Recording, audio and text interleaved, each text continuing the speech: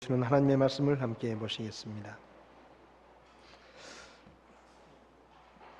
하나님의 말씀은 누가복음 2장 1절부터 14절까지 말씀을 함께 교독하시겠습니다. 제가 먼저 읽겠습니다. 그 무렵에 카이사르 아우구스투스가 칙령을 내려 온 세상이 조세 등록을 하게 하였는데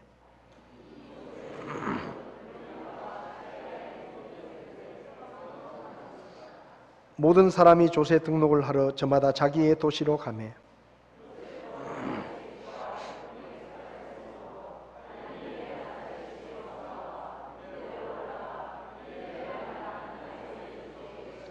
자기의 정원한 아내 마리아와 함께 조세 등록을 하려 하였는데 그녀가 아이를 베어 배가 불렀더라.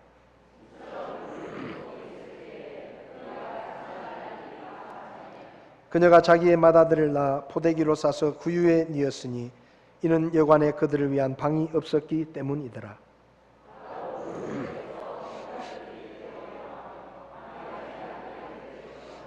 보라, 주의 천사가 그들에게 임하고 주의 영광이 그들 주위를 두루 비추매 그들이 심히 두려워하더라.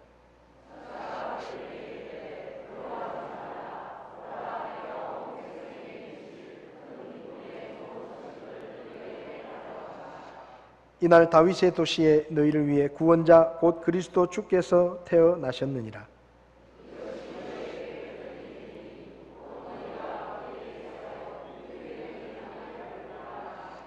갑자기 하늘의 군대의 무리가 그 천사와 함께하며 하나님을 찬양하여 이르되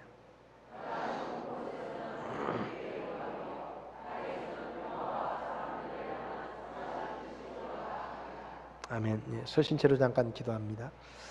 살아계셔서 우리에게 말씀하시는 하나님, 이 시간 하나님께서 우리에게 친히 말씀해 주시고 우리가 이 말씀을 통해 하늘의 진리를 깨닫게 하시고 우리 가운데 구원받지 못한 분 있으면 구원받게 하시고 말씀으로 새로워질 영혼 있으면 새 힘을 얻을 수 있도록 하나님께서 도와주시기를 기도합니다. 부족한 종을 붙들어 주시고 주님이 써 주시옵소서. 예수님의 이름으로 기도했습니다. 아멘. 자리에 앉으시기 바랍니다. 우리는 살아가면서 많은 소식을 들으면서 삽니다. 그 중에는 우리를 기쁘게 하는 좋은 소식도 있지만 또 때로는 우리를 슬프게 만드는 나쁜 소식들도 있습니다.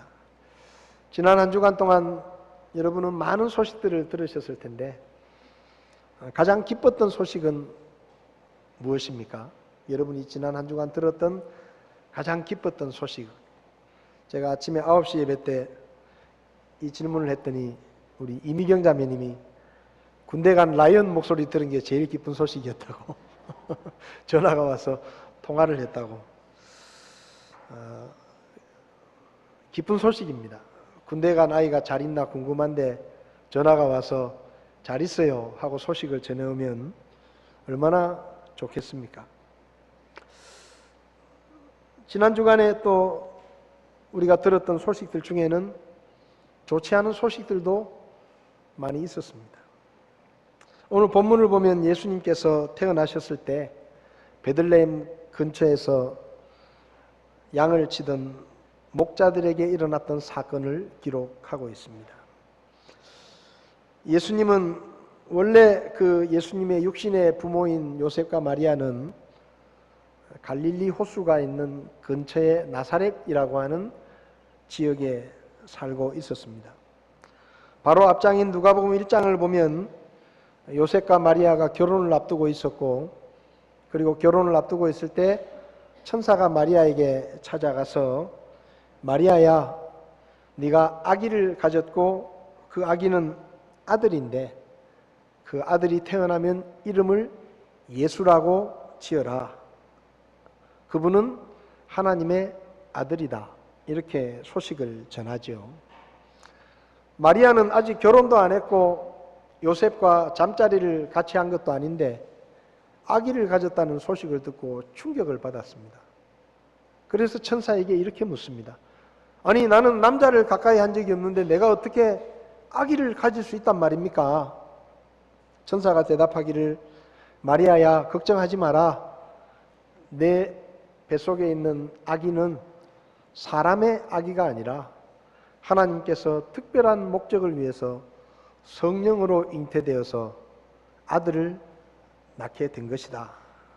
그러니까 걱정하지 마라. 그렇게 말씀을 하시죠.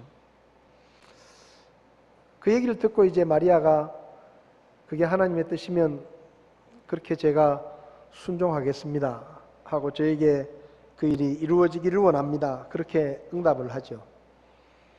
근데 그 소식을 결혼을 앞둔 요셉이 듣습니다. 너하고 결혼하기로 한 마리아가 임신을 했다더라. 요셉도 충격을 받았죠. 결혼을 약속했는데 아직 뭐 잠자리를 같이 하지도 않았는데 자기하고 결혼할 처녀 마리아가 임신을 했다는 얘기를 듣고 충격을 받아가지고 나 말고 다른 남자가 있는갑다. 그렇게 생각을 해서 조용히 헤어지려고 하는데 또 천사가 찾아옵니다. 그리고는 다윗의 자손 요셉아, 마리아를 아내로 데려오는 것을 두려워하지 마라. 그 마리아가 임신한 아이는 다른 남자의 아이가 아니고 하나님의 뜻에 의해서 성령으로 잉태된 아들이다. 그러니까 걱정하지 말고 결혼해라. 그리고 아들을 낳으면 이름을 예수라고 하라. 그렇게 말씀하십니다. 그래서 요셉도 마음을 돌이켜서 요셉과 마리아가 결혼을 하고 아기를 낳을 때까지 잠자리를 같이 하지 않죠. 그렇게 이제 마리아의 뱃속에서 성령으로 잉태된 아기가 자랍니다. 근데 이제 만삭이 다 되어서 아기를 낳을 때가 다 되어갈 즈음에 로마 황제가 오늘 본문 1절을 보면 조세 등록을 하라는 명령을 내립니다. 각자 고향에 가서 우리식으로 말하면 주민등록을 다시 해라. 그래서 그 명령을 듣고 요셉은 만삭이 된 마리아를 데리고 고향인 베들레헴을 찾아갑니다. 나사렛은 이스라엘의 북쪽에 있는 지역이고 베들레헴은 예루살렘 가까이에 있는 이스라엘의 중남부 지역이라고 볼 수 있는데, 그래서 만삭이 된 마리아를 데리고 베들레헴을 찾아갑니다. 조세 등록을 하러 많은 사람이 베들레헴에 가는데 이 마리아는 배가 불러 있으니까 빨리 못 가는 거예요. 그래서 천천히 여행을 하다 보니까 베들레헴에 도착했을 때는 이미 여관의 방에는 전부 사람들이 다 들어가 있고 방을 구할 수가 없어서 어느 집 헛간을 빌려가지고 짐승들이 있는 헛간을 빌려서 거기 거처를 하다가 아기를 낳습니다. 예수님을 낳게 되는 것이죠. 그렇게 예수님이 태어나신 바로 그 즈음에 오늘 8절을 보면 목자들이 들에서 양을 치고 있었는데 천사가 목자들에게 찾아가서 이렇게 말을 합니다. 10절을 보면 두려워하지 말라. 보라, 내가 온 백성에게 미칠 큰 기쁨의 좋은 소식을 너희에게 가져왔노라. 온 백성에게 미칠 큰 기쁨의 좋은 소식을 가져왔다. 그런데 그 소식은 바로 이날 다윗의 도시에 너희를 위하여 구원자 곧 그리스도 주께서 태어나셨느니라. 이것이 온 백성에게 미칠 큰 기쁨의 좋은 소식이다 라고 천사가 전해줍니다. 교회에서 많이 쓰는 말 중에 복음이라는 말이 있습니다. 복음. 복음은 그 뜻을 이야기하면 복된 소식 혹은 기쁜 소식, 좋은 소식 이렇게 이야기할 수 있습니다. 듣는 사람에게 기쁨을 주는, 듣는 사람을 즐겁게 해주는 그런 소식이 복음입니다. 천사는 이 복음을 온 백성에게 미칠 큰 기쁨의 좋은 소식이라고 말했습니다. 여러분, 이 세상에서 제일 좋은 소식이 뭔지 아세요?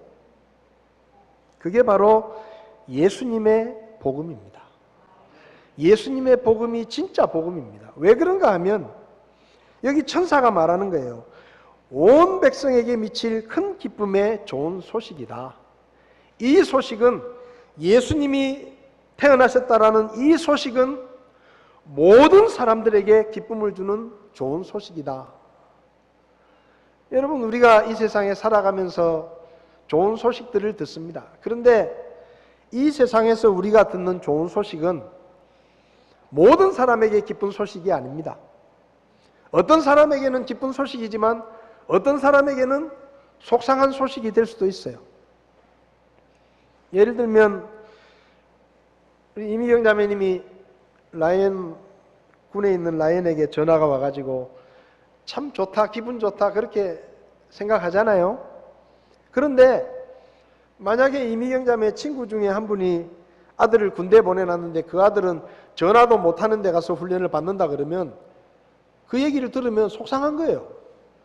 아니, 저 집 아들은 전화도 하는데 우리 집 아들은 지금 뭘 하는지도 모르고 똑같이 군대 갔는데 전화도 못하는 데 가가지고 훈련을 받고 있는데 저 집 아들은 참 좋겠다. 저 엄마는 참 좋겠다. 그러니까 라이언에게 전화가 왔다는 소식이 이미경 자매한테는 좋은 소식이지만 그 옆에 듣는 친구한테는 별로 안 좋은 소식이에요. 자기 아들은 전화가 안 오잖아요. 공무원 시험 치러 둘이 갔습니다. 친구끼리. 그래서 친구가 시험을 쳤는데 하나는 합격을 하고 하나는 떨어졌어요. 그래서 합격한 친구가 와, 나는 합격이다. 좋겠죠. 근데 옆에 친구는 속상한 거예요. 똑같이 시험 쳤는데 제가 합격됐다는 나는 떨어졌고 속이 쓰리는 겁니다. 땅값이 오르고 집값이 올랐다. 좋은 소식이죠. 누구한테요? 땅이 있는 사람. 집이 있는 사람한테는 좋은 소식이에요. 잠도 안 와요. 와, 집값이 2천만 원 올랐다더라. 근데 땅도 없고 집도 없는 사람한테는요, 그게 좋은 소식이 아닙니다. 속 터지는 소식이에요. 세상의 소식들은 다 그래요. 어떤 사람에게는 좋은 소식이지만 그 똑같은 소식이 누군가에게는 별로 안 좋은 소식일 수도 있습니다. 그런데 예수께서 태어나셨다라는 이 소식은 모든 사람에게 좋은 소식입니다. 아무에게도 나쁜 소식이 아니에요. 모든 사람에게 좋은 소식이에요. 그래서 온 백성에게 미칠 큰 기쁨의 좋은 소식이다. 성경은 모든 사람이 죄인이라고 말씀합니다. 그리고 그 모든 사람은 죄인이기 때문에 죽으면 심판을 받고 지옥에 가서 영원한 고통을 당하게 된다라고 성경은 말씀합니다. 그런데 그 죄인을 심판에서 구원하시고 지옥의 영원한 고통에서 구원하시는 구원자이신 예수님이 태어나셨다. 이 소식은 모든 사람들에게 남녀노소를 할 것 없이 민족과 국가를 막론하고 모든 사람에게 좋은 소식이다 라고 천사가 지금 이야기하는 것입니다. 가끔 사람들에게 예수 믿어야 구원받습니다. 예수님을 믿어야 천국까지, 다른 거 믿어가지고 소용없습니다. 그렇게 얘기를 하면 사람들이 아주 불만에 찬 눈초리를 보내면서 이렇게 말합니다. 왜 꼭 교회는, 왜 기독교는, 왜 예수 믿는 사람들은 꼭 예수 믿어야만 구원받고 천국 간다고 그렇게 말하냐? 그럼 다른 종교를 믿는 사람은 다 천국 못 간다는 얘기냐? 아니, 다른 종교는 그렇게 말 안 하는데, 다른 종교는 아무 종교나 잘 믿으면 좋은 데 간다 그렇게 말하는데, 왜 꼭 예수 믿는 사람들은, 왜 꼭 교회 다니는 사람들은 예수님을 믿어야만 죄를 용서받고 예수님을 믿어야만 천국에 간다라고 그렇게 말하느냐? 그 너무 독선적인 거 아니냐? 너무 자기들만 옳다고 주장하는 거 아니냐? 그렇게 따집니다. 맞아요. 독선적인 거 맞습니다. 예수 믿어야만 구원받는다는 얘기는 독선적인 거 맞아요. 다른 거 다 틀렸다는 거 맞아요. 그러면 왜 예수님을 믿어야만 사람이 죄를 용서받고 구원을 받고 천국에 갈 수 있느냐? 오늘 제가 그 얘기를 하고 싶은 겁니다. 결론적으로 말하면 왜 예수님의 복음이 진짜 복음이냐? 그것은 예수님만이 바로 하나님이 약속하시고 보내시겠다라고 하신 구원자이시기 때문입니다. 예수님만이 구원자예요. 예수님 말고는 구원자가 없습니다. 그래서 예수님을 믿어야만 구원을 받는 거예요. 제가 오늘 예수님이 왜 하나님이 약속하시고 보내시겠다고 하신 구원자냐, 그 증거를 여러분들에게 말씀을 드리려고 합니다. 잘 들으십시오. 혹시 여러분 중에 아직 예수님을 안 믿는 분들이 있으면 오늘 좀 설교를 잘 들으십시오. 그리고 예수님을 믿고 구원 받으실 수 있기를 바랍니다. 성경을 보면요, 예수님이 태어나고 죽으시고 부활하신 것이 그냥 어쩌다가 일어난 것이 아니고 오래전부터 하나님이 성경을 통해서 오래전부터 예언하신 말씀에 따라서 하나하나 이루어졌다는 것을 우리가 알 수가 있습니다. 여러분, 하나님이 약속하셨어요. 이스라엘 백성들에게 또 말씀을 통해서 죄인인 사람을 구원하기 위해서 내가 구원자를 보내겠다, 그렇게 말씀하셨습니다. 자, 그러면 생각해 보십시오. 하루에도 수많은 아이들이 태어나는데 누가 하나님의 구원자인지 누가 압니까? 어떻게 알아요? 예를 들어 볼까요? 제가 갑자기 돈이 필요해서 돈이 한 5천만 원 필요합니다. 그래서 제가 아는 사람에게 전화를 해가지고 돈 좀 빌려줘라, 내가 돈이 필요하다. 그러니까 그 친구가 하는 말이, 오늘 나는 많이 바쁘고 내가 내 친구 보낼 테니까 내 친구한테 5천만 원 들려보낼 테니까 가서 좀 받아라, 그렇게 얘기를 합니다. 그러면 제가 그 친구를 만날 수 있습니까? 만날 수 있어요? 못 만납니다. 그 친구가 남자인지 여자인지, 어디서 보자는 건지, 어떤 옷을 입고 나오는지 아무것도 모르잖아요. 그냥 내 친구 만나서 5천만 원 받아가라, 그러면 제가 어떻게 알아요? 이 대구에도 수없이 많은 사람이 사는데 어떻게 압니까, 제가? 그래서 뭐가 필요합니까? 정보가 필요한 겁니다. 정보가. 내 친구가 5천만 원 가지고 수성못 앞에 있을게. 그럼 만날 수 있어요? 못 만납니다. 몇 월 며칠 몇 시에 수성못 앞에 있을게, 이래야 되는 거예요. 그리고 내 친구는 오해하지 마라, 남자다. 남자라는 얘기를 해줘야 되는 겁니다. 그리고 수성못에 가면 사람이 엄청나게 많은데 어떻게 알아요? 그래서 수성못에 가면 타멘 탐슨가 하는 커피숍이 있는데 그 커피숍 앞에 12시에 남자인 내 친구가 5천만 원 가지고 나갈 테니까 그 사람 만나서 받아라. 참고로 위에는 빨간 옷을 입고 갈 거고 밑에는 까만 바지를 입고 갈 거다. 나이는 50대 중반쯤 됐다. 머리는 조금 벗겨졌다. 그렇게 해야 만나는 거예요. 그렇게 해야 알아볼 수 있죠. 수성못에 가가지고 아무나 붙잡고 5천만 원 갖고 왔어요? 5천만 원 갖고 왔어요? 그럼 어떻게 알겠어요? 하나님이 약속을 하셨습니다. 너희들이 죄를 지어서 지옥에 가는데 내가 너희들이 지옥에 가지 않도록 구원자를 보내겠다, 약속하셨어요. 근데 그 구원자를 어떻게 알아봅니까? 그래서 하나님이 하나하나 정보를 미리 알려주신 거예요. 뭐라고 알려주셨느냐? 예수님이 태어나기 4,000년 전에 창세기 3장 15절에서 예수님이 내가 보내는 구원자가 어떤 사람이다라고 가르쳐 주셨는데 이렇게 가르쳐 주십니다.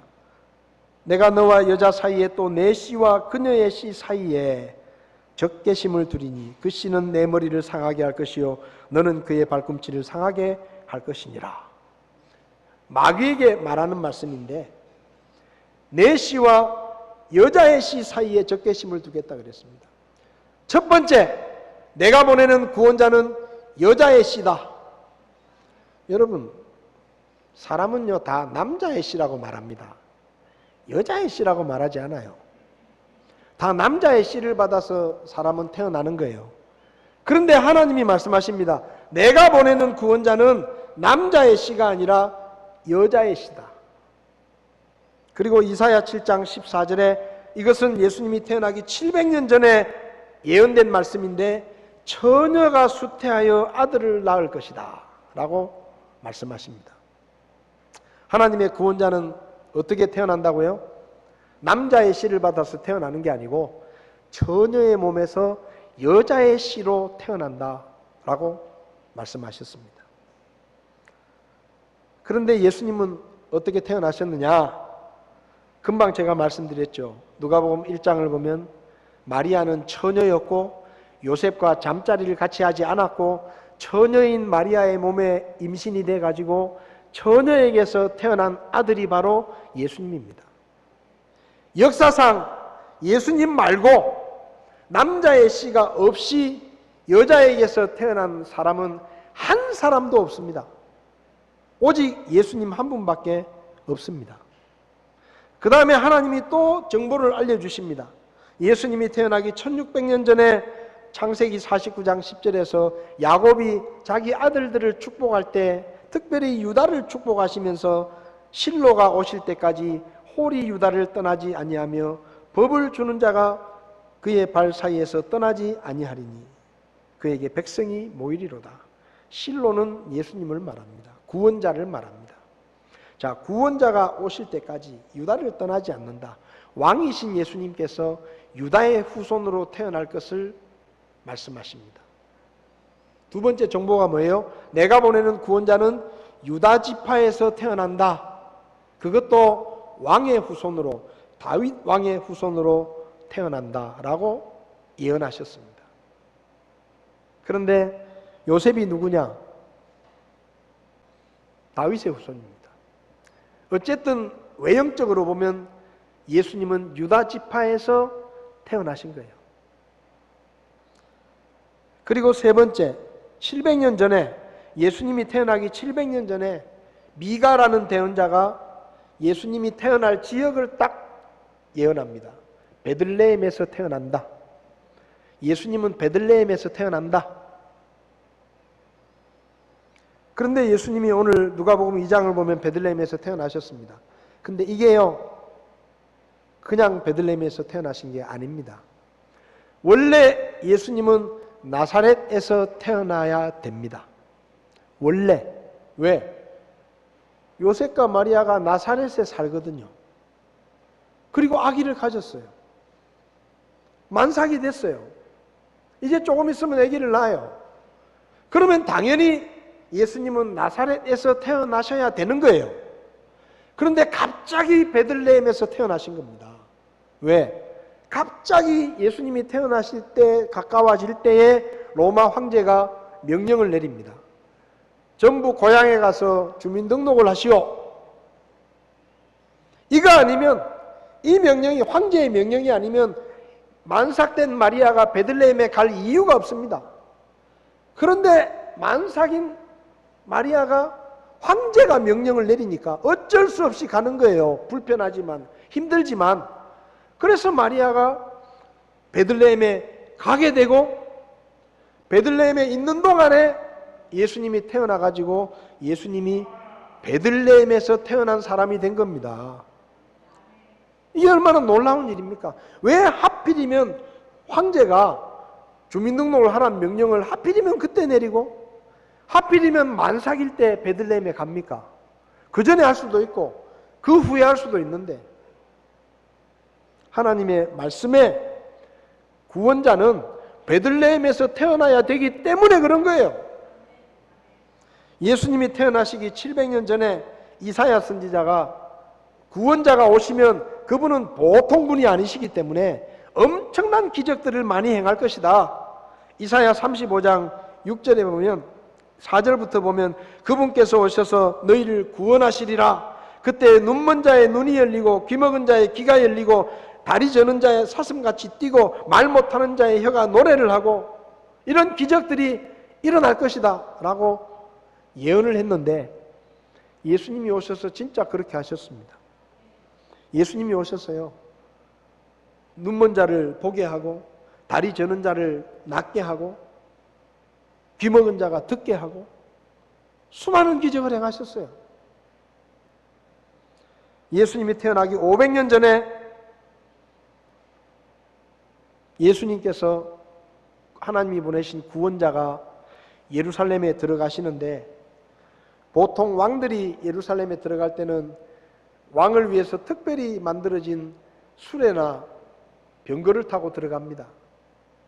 그런데 하나님의 구원자가 예루살렘에 들어갈 때는 새끼 나귀를 타고 들어간다라고 예수님이 태어나기 500년 전에 예언이 되어 있었는데, 실제로 예수님이 누가복음 19장에서 예루살렘에 들어가실 때 새끼 나귀를 타고 들어가셨어요.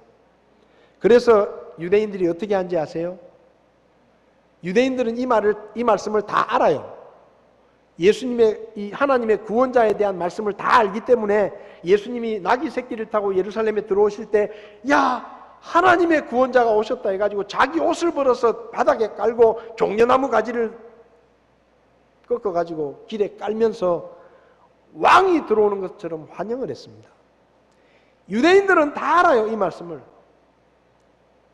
유대인들은 지금 로마의 식민 통치를 받으면서 하나님이 약속하신 구원자가 언제 오셔서 우리를 구원해 주실까를 간절히 기다리고 있기 때문에 유대인들은 지금 제가 드리는 이 얘기들을 전부 다 압니다. 그래서 예수님이 새끼 나귀를 타고 들어오실 때 그렇게 환영을 한 거예요. 똑같은 스가랴서 말씀에 예수님이 은 30개에 팔릴 것이라고 예언을 하셨는데, 가룟 유다가 마태복음 26장 15절에서 제사장들에게 예수님을 팔아 넘기면서 받은 돈이 정확하게 은 30개입니다. 예수님이 태어나기 1000년 전에 시편 말씀에 예수님이 십자가에 죽으실 것이고, 십자가에 달려있는 동안에 로마 군인들이 예수님의 옷을 나눠 가질 것이고, 그리고 그분이 십자가에 달려있는 동안에 나의 하나님 나의 하나님 어찌하여 나를 버리셨나이까 라고 소리를 지를 것이다 라고 예언이 되어 있었는데, 마태복음 27장과 요한복음 19장에서 그대로 다 이루어졌습니다. 오죽하면요, 유대인들은 이걸 다 알아요. 왜냐하면 유대인들이 로마에서 지금 식민 통치를 받고 고통스럽기 때문에 언제 메시아가 오시나 하면서 자기 아이들에게도 구원자가 오셔야 되는데, 구원자는 이렇게 오시고, 이렇게 베들레헴에 태어나시고, 또 이렇게 오시고 하는 얘기를 쭉 하도 많이 해가지고 유대인들은 전부 다 압니다. 유대인들뿐만 아니라 로마 사람들도 알아요. 유대인들이 기다리는 메시아가 어떻게 오시고 어떻게 사는지를 다 알아요. 그래서 마가복음 15장 39절을 보면 예수님의 십자가의 처형을 집행했던 로마의 백부장이 예수님이 십자가에 달리시고, 그리고 로마 군인들이 옷을 나누고, 그리고 예수님이 십자가에서 나의 하나님 나의 하나님 어찌하여 나를 버리셨나이까 라고 소리를 지르시고 돌아가셨을 때 로마의 백부장이 뭐라고 말했는가 하면, 진실로 이 사람은 하나님의 아들이었다라고 말합니다. 왜요? 하도 들어서 자기도 아는 거예요. 로마 백부장도 알아요. 유대인들이 말하는 그 메시아는 십자가에 죽는다 그랬고, 그리고 십자가에 죽었을 때 군인들이 그 옷을 나눈다 그랬고, 그리고 십자가에서 나의 하나님 나의 하나님 왜 나를 버리십니까 라고 소리를 지르고 죽는다 그랬는데, 자기 앞에서 지금 그 얘기가 그대로 이루어지는 겁니다. 그러니까 이 로마의 백부장조차도 예수님이 죽는 모습을 보고 진실로 이 사람은 하나님의 아들이었구나, 그렇게 말하는 거예요. 예수님이 태어나기 600년 전에 예수님이 십자가에 달려 죽고 나면 부자의 무덤에 장례를 치를 것이고, 그리고 사흘 만에 다시 살아날 것이다 라고 예언이 되어 있었는데, 마태복음 27장과 28장을 보면 그대로 이루어집니다. 제가 지금 무슨 얘기를 합니까? 하나님이 사람을 죄와 멸망에서 구원할 구원자를 보내시겠다고 약속하셨어요. 그런데 그 구원자가 언제 어떻게 오시는지도 다 가르쳐 주셨어요. 이것 말고도 성경에 하나님의 구원자에 대한 예언이 300개가 넘습니다. 그런데 그 말씀들이 전부 누구에게 이루어졌다고요? 예수님에게 이루어진 거예요. 그래서 그 예수님이 바로 하나님이 보내시겠다고 하신 구원자라는 말입니다. 그래서 천사가 말하는 거예요. 내가 온 백성에게 미칠 큰 기쁨의 좋은 소식을 너희에게 가져왔다. 이날 다윗의 도시에, 어디에요? 베들레헴에 너희를 위해 구원자 곧 그리스도 주께서 태어나셨느니라. 아까 얘기로 돌아가 봅시다. 5천만 원 제가 빚져가지고 빚쟁이가 맨날 와서 괴롭힙니다. 새벽 3시에 문자 보내고 새벽 4시에 벨 누르고 돈 언제 갚냐? 돈 갚아라, 돈 갚아라, 돈 갚아라, 돈 갚아라. 맨날 괴롭혀요. 그래서 제가 친구한테 전화를 해서 야, 5천만 원 좀 빌려줘라. 내가 괴로워 죽겠다. 그래서 친구가 말합니다. 내 친구 보내가지고 5천만 원 보내줄게. 근데 일주일이 돼도 아무 소식이 없어요. 그럼 제가 어떻게 하겠어요? 야, 언제 보내냐? 야, 네 친구 언제 오냐? 아, 조금만 기다려라, 조금만 기다려라. 또 일주일이 지났는데 또 안 와. 또 전화해요. 아, 좀 있으면 간다.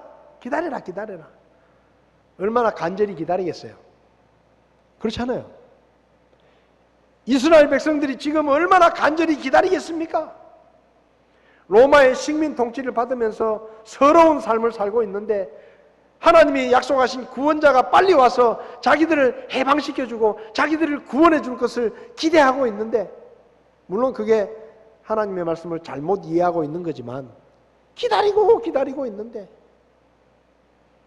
천사가 와서 말하는 거예요. 그동안 너희들이 기다렸던 그 구원자, 하나님이 보내시겠다고 하신 그 구원자가 이날 다윗의 도시에 태어나셨느니라. 이것이 온 백성에게 미칠 큰 기쁨의 좋은 소식이다. 여러분, 모든 사람은 죄인입니다. 그래서 죄 때문에 심판을 받고 죽은 후에 지옥에 가서 영원한 형벌을 받아야 됩니다. 그건 우리가 정하는 게 아니에요. 이 세상 우주 만물을 창조하신 하나님이 이미 정해놓으신 거예요. 그게 우리의 운명이에요. 아무도 그 운명에서 피해갈 수 없습니다. 그런데 하나님이 우리를 사랑하셔서 구원자를 보내시겠다고 약속하셨어요. 언제? 예수님이 태어나기 4,000년 전에, 지금으로 따지면 6,000년 전에. 이스라엘 백성들은 늘 기다렸습니다. 이집트에서 노예 생활을 할 때도 언제 우리를 구원하러 구원자가 오시나 하고 기다렸고, 로마의 식민 통치를 받으면서도 언제 우리의 구원자가 오시는가 기다렸습니다. 그런데 그 구원자가 온 거예요.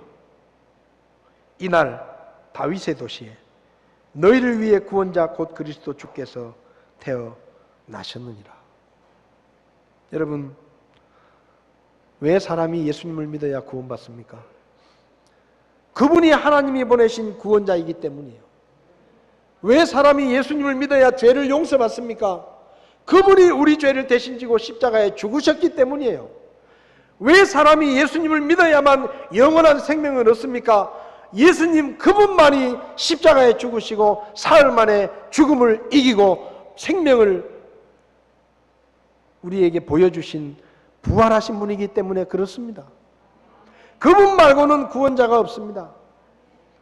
침례 요한은요, 이걸 단번에 알아봤어요. 예수님이 침례를 받으러 오셨을 때 요한복음 1장 29절에 다음날 요한이 예수님께서 자기에게 오시는 것을 보고 이르되 세상 죄를 제거하시는 하나님의 어린 양을 보라. 저분이 바로 우리를 죄와 멸망에서 구원하실 하나님의 제물이다. 어린 양이다. 단번에 알아봤습니다. 사도행전 4장 12절에서 베드로는 설교를 하면서 다른 사람 안에는 구원이 없나니 하늘 아래에서 우리를 구원할 다른 이름을 사람들 가운데 주지 아니하셨느니라 라고 설교했습니다. 사도행전 13장에서 사도 바울은 비시디아 안디옥의 회당에서 설교를 하면서 이렇게 말합니다. 그러므로 사람들아 형제들아 너희가 알 것은 곧 이 사람을 통해 예수님을 통해 죄들의 용서가 너희에게 선포되었다는 것이다. 누구를 통해서요? 예수님을 통해서. 그래서 사도 바울은 고린도전서 15장에서 복음을 이렇게 말합니다. 복음이 뭐냐? 내가 또한 받은 것을 무엇보다 먼저 너희에게 전하였노니 그것은 곧 성경 기록대로 그리스도께서 우리의 죄들로 인하여 죽으시고 묻히셨다가 성경 기록대로 셋째 날에 다시 살아나시고 게바에게 보이시고 다음에 12 제자에게 보이셨다. 이것이 복음이다. 왜 예수님의 제자들은 다른 종교를 믿는 사람들로부터 말할 수 없는 고난과 핍박을 받고 위협과 협박을 받으면서 예수님을 믿어야만 죄를 용서받고 심판과 지옥의 멸망에서 구원을 받고 천국에 갈 수 있다는 이 복음을 전하다가 순교했습니까? 왜 스데반은 살기가 등등한 채 돌을 들고 서 있는 군중들 앞에서 너희가 배반하여 넘겨주고 죽인 그 예수님이 바로 하나님의 구원자다라고 설교하고 돌에 맞아 죽었습니까? 왜 사도 바울은 예수님의 교회와 복음을 대적하는 일에 앞장섰다가 예수님을 믿고 난 후에 평생 동안 말할 수 없는 고통을 당하면서 매를 맞고 감옥에 갇히고 고난을 받고 수없이 맞고 목숨의 위협을 당하면서 주 예수를 믿으라 그리하면 내가 구원을 받고 내 집이 받으리라는 이 복음을 전하다가 목배임을 당했습니까? 왜 우리 믿음의 조상들은 거짓 교리를 가르치는 타락한 교회들에게 이단으로 정죄돼서 전 재산을 뺏기고 사랑하는 가족들이 눈앞에서 죽어가는 모습을 보고 손과 발이 잘려나가는 고문을 당하고 심지어 굶주린 짐승들에게 던져져 온몸이 찢겨 죽고 산채로 불에 태워져 죽으면서도 예수는 그리스도라는 복음을 전했습니까? 왜 예수님의 교회는 다른 종교들로부터 편협하다는 비판을 받고 너무나 독선적이라는 비난을 받으면서 지난 2000년 동안 변함없이 예수님을 믿어야만 죄를 용서받고 구원을 받고 천국에 갈 수 있다는 이 복음을 전하고 있는 것입니까? 욕을 먹으면서. 왜 수많은 젊은이들이 안정된 삶과 세상의 부귀영화를 포기하고 끼니를 걱정할 만큼 궁핍한 삶을 감수하면서 교회를 개척하고 말할 수 없는 고생과 생명의 위협까지 감수하고 아프리카로 남미의 정글로 들어가서 얼굴 한 번 본 적도 없는 원주민들에게 예수님을 믿으라고 복음을 전합니까? 왜요? 왜 이 시간에 저는 여러분에게 예수님을 믿어야만 모든 죄를 용서받고 심판을 면하고 지옥의 멸망에서 구원을 받고 천국에 갈 수 있다라고 이렇게 핏대를 높여가면서 설교를 합니까? 왜요? 오직 예수님 한 분만이 사람을 죄와 멸망에서 구원하실 수 있는 하나님이 보내신 하나님의 아들이시고 유일한 구원자이기 때문입니다.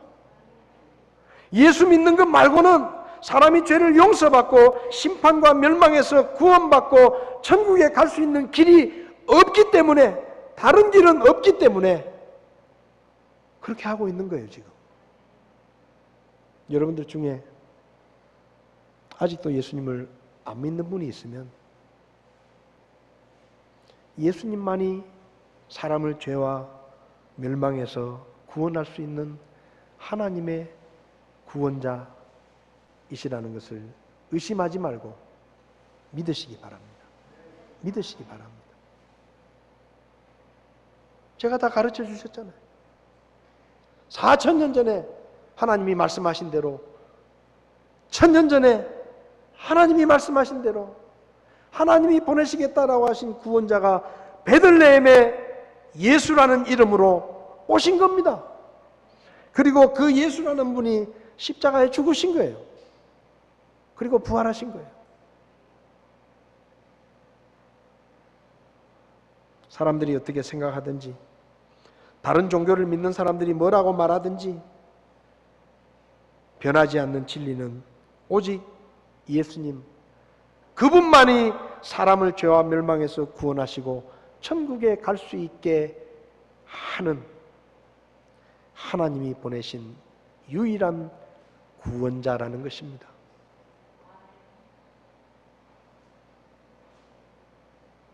아직도 예수님을 믿지 않으십니까? 그렇다면 더 이상 주저하지 마시고 망설이지 마시고 예수님이 하나님의 아들이시고 나를 죄와 멸망에서 구원하시기 위해서 이 땅에 오셔서 내 대신 십자가에 죽으셔서 사형의 벌을 받으시고 나를 위해 구원이라는 선물을 준비해 놓으셨다는 사실을 알고 오늘 예수님을 믿고 구원을 받으시기 바랍니다. 예수님 외에 다른 구원자는 없습니다. 누군가가 내가 구원자라고 말하면 그것은 다 거짓말입니다. 성경은 오직 예수 그리스도 그분만이 구원자라고 말씀합니다. 사람들의 말을 믿을지 하나님의 말씀을 믿을지 여러분이 결정하는 거예요. 제가 결정해 주는 거 아니에요. 그리고 이미 예수님을 믿고 구원받았다면 초대교회 성도들이 그러했듯이 교회에 있든지 집에 있든지 날마다 예수님이 바로 사람을 죄와 멸망에서 구원하시는 하나님의 구원자이시라는 이 복음을 입술을 열어서 사람들에게 전하시기 바랍니다. 예수 믿는 것 말고는 누구도 구원받을 수 없고 예수 믿는 것 말고는 다른 구원의 길이 없습니다. 그것이 하나님께서 하나뿐인 아들을 이 세상에 보내셔서 우리 대신 십자가에 못 박혀 죽게 하신 이유입니다. 다른 길이 있다고 하면 왜 하나님이 하나밖에 없는 아들을 십자가에 달려 죽게 하시겠어요? 그냥 길만 가르쳐 주면 되죠. 다른 길이 있다? 그러면 되죠. 왜 하나뿐인 아들을 세상에 보내시고 그 아들이 십자가에서 나의 하나님, 나의 하나님 왜 나를 버리십니까? 그렇게 고함을 지르고 있는데도 눈을 딱 감고 외면하고 계십니까? 그것 말고는 다른 길이 없는 거예요. 예수 그리스도만이 우리를 구원하시는 구원자이십니다. 그것을 믿으시고 전하시기를 바랍니다. 다 고개를 숙이시겠습니다.